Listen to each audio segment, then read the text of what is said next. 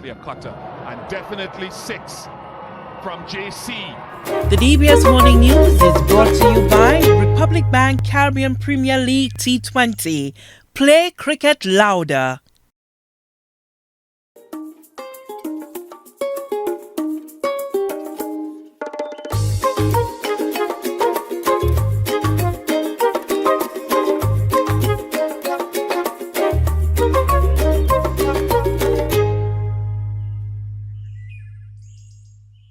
Morning. Welcome to DBS This Morning. A beautiful day again in the Helen of the West, and I'm so pleased to be in your company to wake up with you in the morning. So I hope you're feeling the same way. We've got to tap into the news desk and see what's going on there. And then when we come back, we've got 2 amazing features for you. Good morning. The English Labour Party SLP is celebrating 2 years since its victory at the July 26 general elections. It has been rough, but we think that St. Lucia is on course, and we think that the government has performed in the circumstances we've performed admirably, and we're looking forward to doing better. I wouldn't tell you we're perfect. We're not perfect. There's things that could have been done differently. I would not raise my hand and say everything we did was right, was perfect. But we think that we've achieved quite a bit. But what is most important, we've instilled a sense of pride, a sense of being, a sense of history in the people of St. Lucia. SLP leader and Prime Minister Philip Pierre has promised to fulfill as many of the party's campaign promises over the next 3 years as possible, while outlining the various successes over the past 2 years. Meanwhile, the United Workers' Party PRO Leonard Montoute continues to admonish the Prime Minister and his Home Affairs Minister for what the opposition sees as their silence on the country's crime problem. Montoute has in the past demanded that the Prime Minister, who is also National Security Minister, relinquish that portfolio. We have become accustomed to the point of expecting that every weekend there will be some homicide taking place in this country. We are now looking at more than 50 homicides so far in just the first half of this year. And we are well poised to realize a record number of murders in St. Lucia this year. This is happening while we have a Minister of National Security, the Prime Minister, and a Minister of Home Affairs in Ms. Virginia Poyet, who have nothing to say, nothing to offer, no plan to advance to curb the situation or to exacerbate the fear under which we are living. Montoute has accused the government of failing to implement effective prevention and intervention strategies to reduce crime. The Organization of Eastern Caribbean States, OECS, concluded its 10th annual meeting of the Council of Ministers on Environmental Sustainability, COMES, on July 13th in Anguilla under the theme, Positioning OECS SIDS for Accelerated and Sustainable Transformation. The main item of consideration during the plenary and caucus sessions was the COMES roadmap to 2030, which was deliberated and approved to chart the regional agenda and priorities for environmental sustainability to the end of the decade and to guide the work of the OECS Commission. Member states as well as partners operating at the regional level. Ministers agreed to play a more dynamic and intentional role in setting and driving the agenda for COMES and reached a consensus on specific priorities which align with the 6 thematic areas of the SGD 2040 with the identified ministerial champions. Climate and disaster resilience will be championed by St. Lucia. Finally, the Ministry of Agriculture recently engaged the staff of the St. Lucia Air and Seaports Authority, or SLASPA, in discussions on the vital role that they play in keeping Panama tropical race 4 banana disease off the island. The exercise is part of an ongoing island-wide campaign to raise awareness of the disease and its potential impact on the local plantain and banana sectors. An awareness program for all relevant stakeholders like yourselves, farmers, customs staff, ICAR, stevedores, is necessary to prevent the introduction and spread of Fusarium wilt TR4. When stakeholders are aware, they can contribute substantially to early detection of likely sources of transmission, surveillance reporting, and managing this pest. The Panama TR4 is a serious banana disease that is caused by a fungus that lives in the soil. The fungus is not eradicable and can survive in the soil for several decades in the host plants. Those are your top stories. Thanks for watching. Good morning. Thank you, News Desk. We take a break and come right back.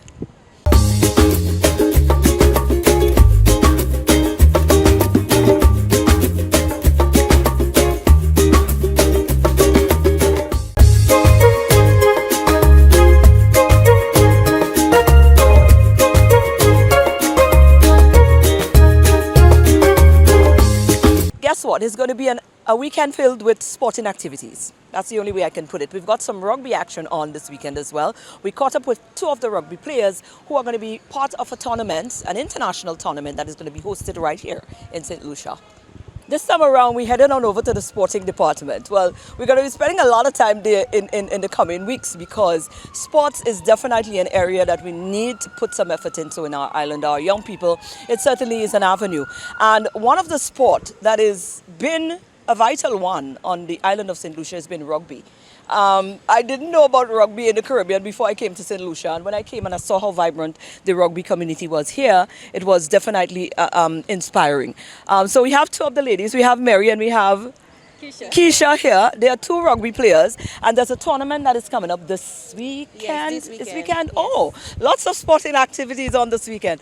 So we're talking rugby. Mary, let's talk about what's going on. When was the last time we had a tournament here, by the way? We actually had a tournament last year. How did July. we do? Was it a regional tournament? It was a regional tournament. We did well? We did. Okay. We always do well, don't We we? do. Exactly. So tell me about this upcoming, is it another regional one? Yes, it is. So we Okay. have teams coming across from the Caribbean as well as the USA to take part in our tournament. So it's a little more international this year. Wow. Oh, it's bigger than last year? Yes. Wow. Okay, so what are you looking forward to? As Rugby St. Lucia home, what is our team? We've got a vibrant team. Yes, we do. How are we heading into this? Male and female? Male and female, yes. Okay. We're going to be partaking in the tournament, and we're actually looking out for the public to come and join and support the teams as we play on the weekend. So it's going to be from Saturday at 9 a.m. on the Laclery field. Now I was about to ask you where we're playing because it's important to know where we're going to be at. Okay, so we're playing the rugby from, all of this tournament is happening right there in Leclerc Yes, on the Leclerc, weekend yes. with all of these international teams Yes. supported right here. Yes. Wow, this is exciting stuff. Okay, so break down the day for me now. What can we expect? What do you hope to achieve from this tournament? Okay, we hope to have we hope to have rugby be more visible on island, because I know a lot of persons are not aware that there is a rugby team, and we also expect players to have fun and to just display their skills on that day, and as well as the general public coming down to support us. Right. Now let me talk to Kish. Kish, come a little closer to me. Now let me ask you, as a rugby player, how has that assisted you on all levels, you know, on the sporting front, also on a personal level? What did you get from being a rugby player? Okay, being a rugby player is very important right now in St. Lucia, right? Because you have a lot of opportunities. Persons get opportunities to go to school for rugby. Fitness-wise, health is wealth. So we keeping fit in rugby. Everybody right now is doing the thing. And come Saturday, you're going to see a lot of fitness, a lot of skills being on display, and that's what we're looking forward to. How did you end up joining rugby? What prompted it? How did you find out about rugby? How did you end up in rugby? I joined rugby by mistake. No, you've got to explain. What does that mean? How you mean? Okay, so originally I'm a track and field athlete, right? Okay, I can see So- that, right? I wanted some fitness, and I went on the field and they were playing rugby, so I just joined. I didn't think I would have been addicted like I am right now, but that's what That's happened. what happened. And here you are, years later. Is it years later? Years later. Years later, you're a full-blown rugby player. What can be expected come over the weekend? What are you anticipating from a personal standpoint? Coming up, like you said, it's international this time around. Have you ever traveled to play for St. Lucia? Or this is going to be your first time interacting with international players? Yes, I have traveled to play for St. Lucia. As a matter of fact, the ladies, the national rugby team, we're traveling next month. We're going to Canada, and we're going to try to qualify for Olympics. Right? So we're going to the qualifiers, And Saturday will be a good training ground for us. Well, practice actually, so we can practice what we learn at training because the coach been putting in a lot of work, and we just here for it. I love this. You see, so much is going on. I had no idea. But how optimistic are you though? You going off too? Yes. Oh, how optimistic are you guys about heading on over to the tournament and making it into the world field? I think that we've been putting in the work, so I'm very optimistic that we will qualify this year. Wow. Yes. That is amazing stuff. Guys, let me tell you. Run it down for me again. This Saturday and Sunday, is it? Or Friday and Saturday? Saturday. Only Saturday. It's one day. And it starts from when? 7 a.m. Sorry, 9 a.m. 9 a.m. Laclery Field. It's for an entire day. The entire day. What else can we expect? I mean, persons might want to come out, might be looking for maybe a little more entertainment or something like that. Yeah, so we're going to have food and drinks on sale as well, and some entertainment from our local artists as well. Yes. Can I say something? Yes, Maureen? please. So it's called Carnival 7, right? So we're officially closing Carnival in St. Lucia, right?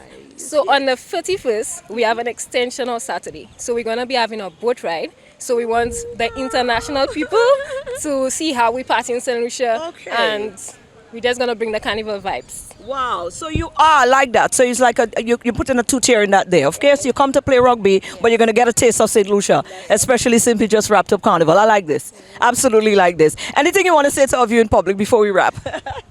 Just come out and support us on Saturday. And if you can't make it on a Saturday, you could make it to our boat ride. There you go. Well said.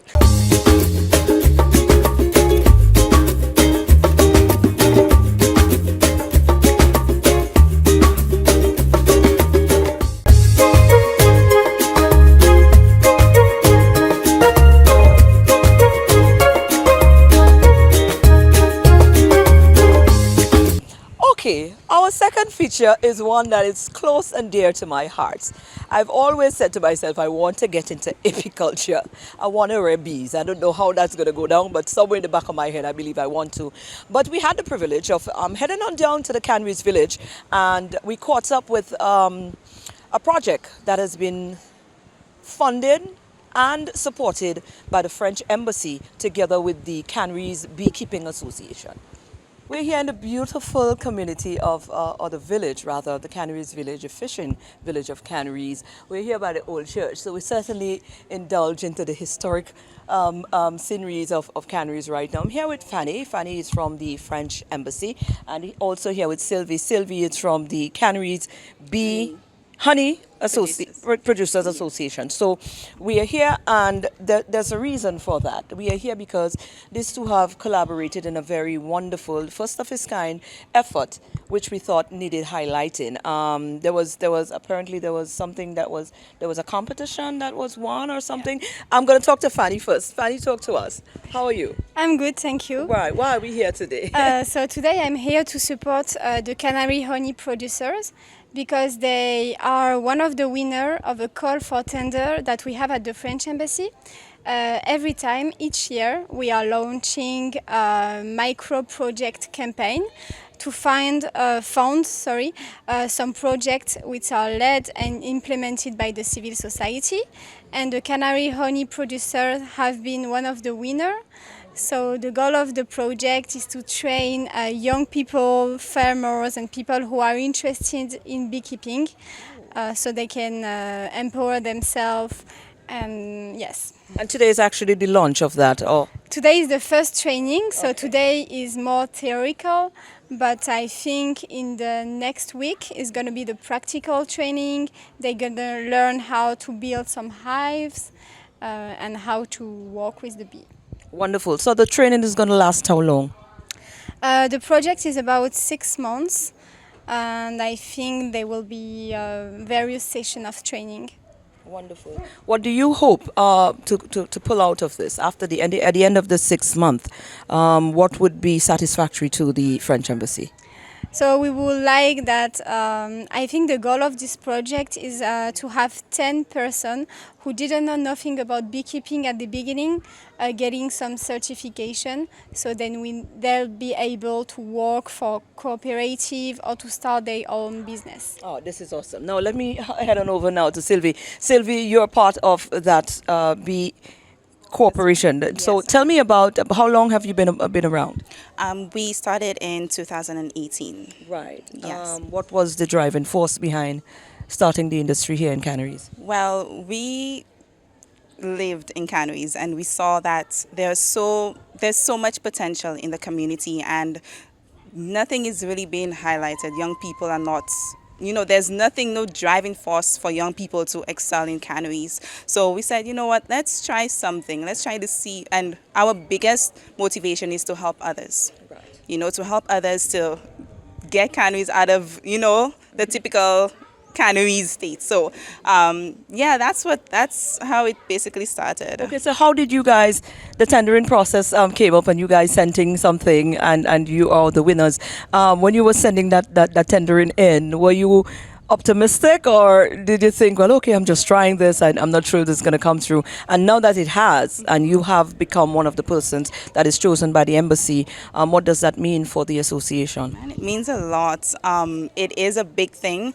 I would say first off, we did get some assistance with the Jeff program, and they were the ones who actually referred us to the French embassy, and they said that will be a good thing to continue your drive and everything. So we are so blessed. We are thankful and we are looking forward to the success of this project. Let's talk about the actual program. That is, we have something going on inside of the first day of training. How many persons sign up and what has been the response and the reaction? Okay, so basically we were supposed to start with 10 persons, but more persons they are interested, including farmers who are now staying back to get the training. So I see more and more as persons see that there is something, out there when it comes to apiculture. They will be more interested.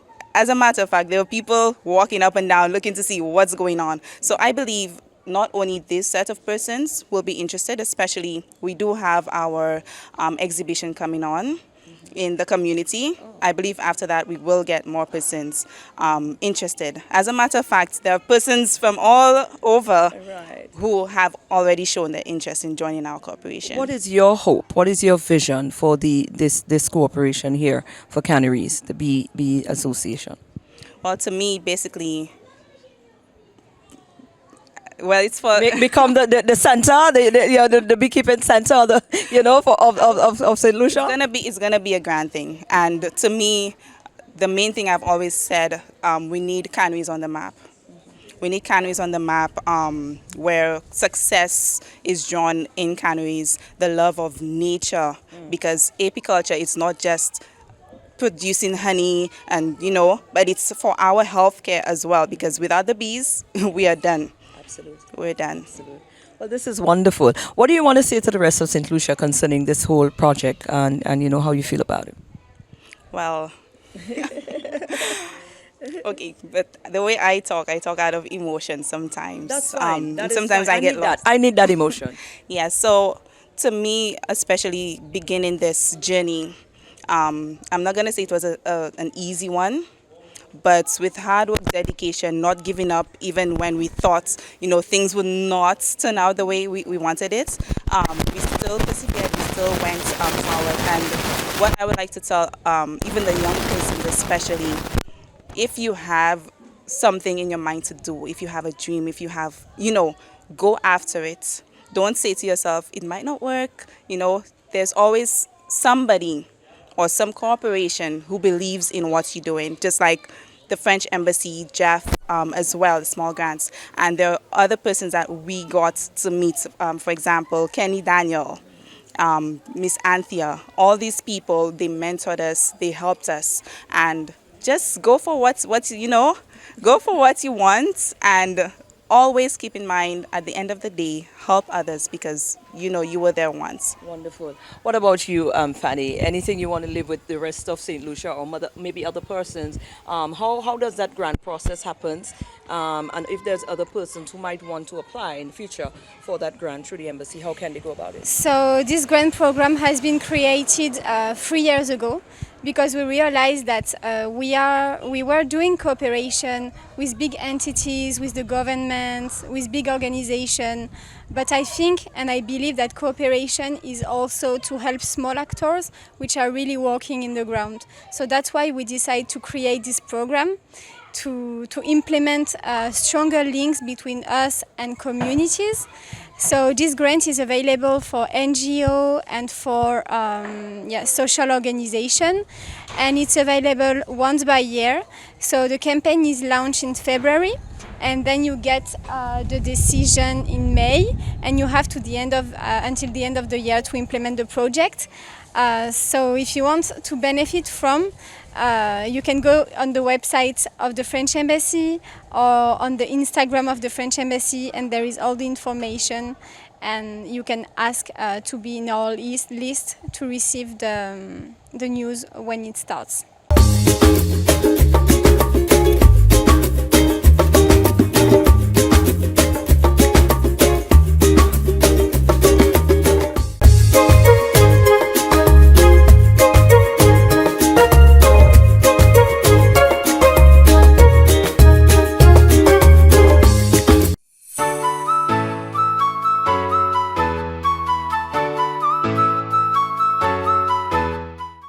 Hi everyone, my name is Candy Nicholas and I'm an holistic health coach and obviously TV presenter, and today we're going to talk about varicose veins. Now, in my experience interacting with people who are looking for alternative therapies, I've come across a lot of women in particular who are looking for help or relief from varicose veins. I had no idea that they were not just unsightly but could also be an extremely painful experience, especially during menstruation or some other times of the month for a lot. So what are varicose veins? They're enlarged and twisted veins. Small one-way valves in the veins ensure blood only flows towards the heart, and in some people these valves become weakened and blood collects in the veins, causing them to abnormally enlarge. They're most common on the legs because leg veins must work against gravity.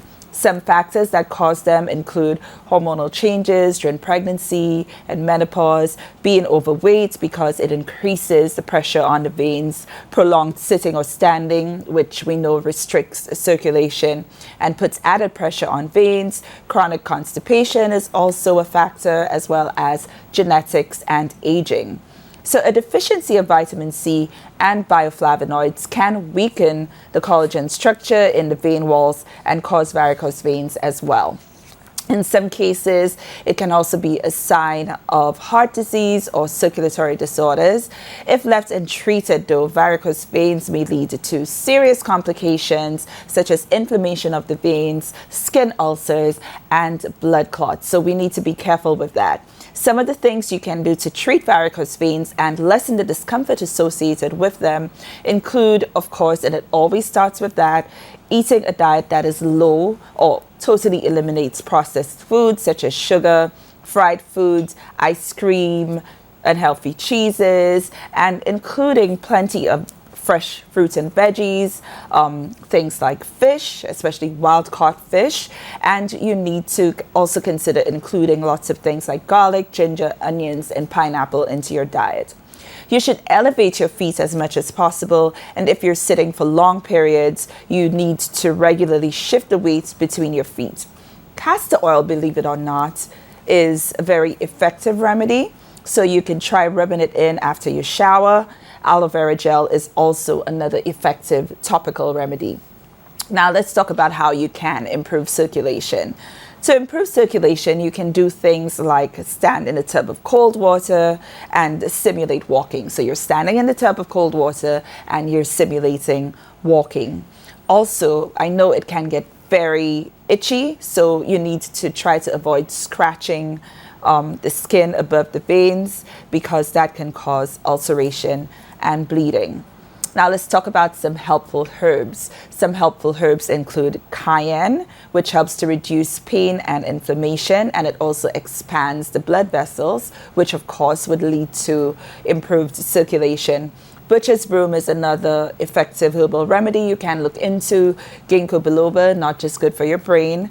Coca-Cola and or cola and hawthorn berries also improve circulation in the legs. Now, dandelion, we know dandelion is excellent for your liver and for cancer, but it's also very effective as it helps to alleviate tissue swelling by reducing water retention.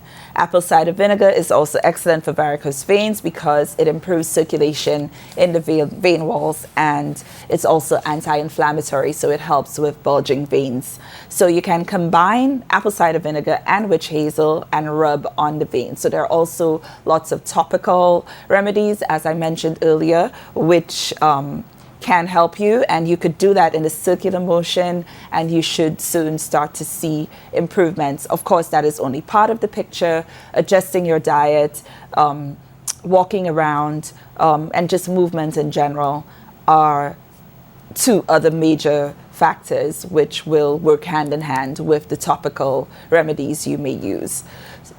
At any time, if the veins become swollen, red or tender to the touch, or even warm to the touch, or if there are sores, ulcers, or a rash near the varicose veins, don't mess around with that. Go talk to your doctor and take it seriously. Some people sometimes resort to surgical removal of the veins when they're causing significant amounts of discomfort. So, of course, that is a conversation you need to have with your health provider. But, of course, in my opinion, surgery should always be a last resort. Sometimes it's a necessary resort, but in my opinion, or at least for me in my house, it is an absolute last resort. So try using all of these other tips that I gave you. And of course, sometimes a surgical intervention is necessary as a last resort. But surgery also results in scarring. So that's another thing to encourage you to try to adjust those other factors first. Compression therapy, I'm sure sometimes you see people with these very thick looking leggings. So these compression garments are used to exert pressure on the legs in an effort to get the valves to close properly, and they may also be helpful in alleviating symptoms. So if you suffer with varicose veins, let us know what remedies you've tried and what's worked for you. And I hope you get better and you feel better soon. It's been a pleasure once again being here with you. See you next time. Bye.